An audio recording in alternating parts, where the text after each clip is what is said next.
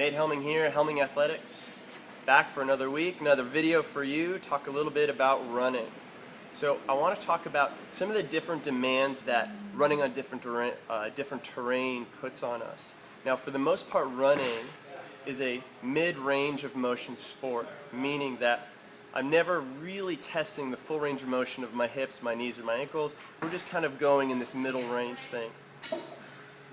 For the flats, that's not usually a problem. However, when we start changing the terrain, we start changing our running speed, we start testing our range of motion and our motor control a little bit more. One of the things we see, I was just doing some hill repeats the other day and this just brought to my attention, we start going uphill, it becomes a lot more difficult to stay with that nice heel kiss on the ground. When we're here, we start to come up on our toes here. The other thing we start to see, our toes start to turn out this way. These become problems because when we start running for a long time, it becomes unsustainable. Now, I'm always looking for things that we can correlate with running in the gym and CrossFit. And one of the things that we can look at today is our foot position in the burpee. So check this out. We see the same faults running uphill as we do in our burpee.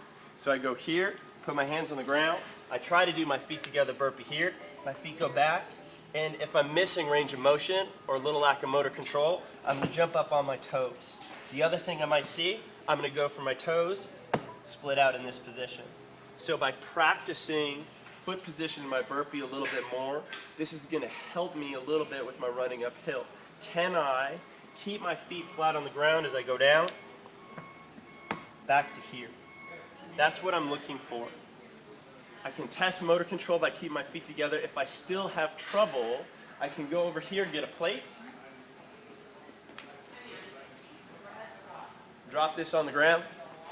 It'll be a little more difficult to see my feet here, but I'm going to go from here. If this is a little easier, then I know that my ankle is becoming the issue. So there you have it. Running uphill, running downhill changes the range of motion demands on our body as we run. We can test this with our burpee position in our feet when we jump in and out. Do we land on our toes? Do we land with our feet turned out? Can we work on that in the burpee? Can we then go ahead and go out and run outside and make it a little bit better? All right, until next time.